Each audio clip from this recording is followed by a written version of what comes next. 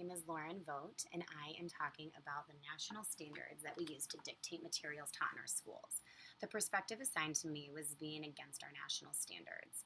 When thinking about national standards for education, it's important to keep a few things in mind. These standards were made to be a guideline and a benchmark for each grade level. They map out for teachers what goals their students should be trying to reach in each subcategory within reading and math. It's not mandatory that all the states have them, but a lot of states do choose to adopt them and stick with them. Currently in education, we are acutely aware that even these standards are not for everyone. In fact, they pertain to the average learner, and we know that very few students fall into that category.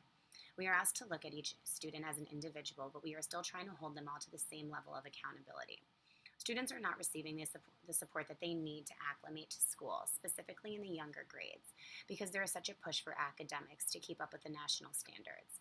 In the article written by Mississippi College in 2019, they quoted Peter Gray with a PhD of psychology today, saying, "Perhaps more tragic than the lack of long-term academic advantage of early academic instruction is evidence that such instruction can produce long-term harm, especially in the realm of social and emotional development." In an article written by Derek Meter, he states that the use of these national standards has forced younger students to learn at a more quicker pace than ever before. With the increased rigor and the higher level of thinking, early childhood programs have become more rigid. When we do this for our students at such a young age, we are setting a lot of them up for failure. Along with the national standards failing our youngest population, they are also not conducive with special education or ESL. The standards do not differentiate to scale to meet the needs of each individual student in SPED or in ESL because the national standards are a one-size-fits-all approach.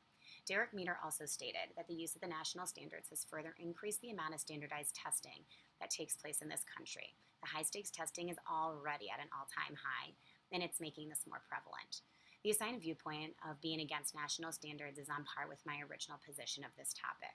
While researching the issue, I came across some good points about why national standards are good to have and how they can be helpful in maintaining consistency across the country.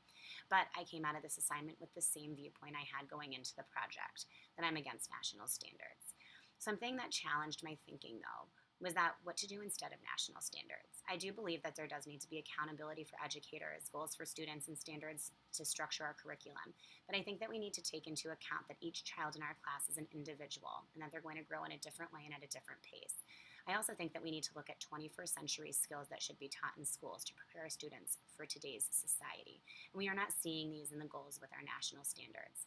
The one-size-fits-all approach is not working and is not making our schools, educators, or students better.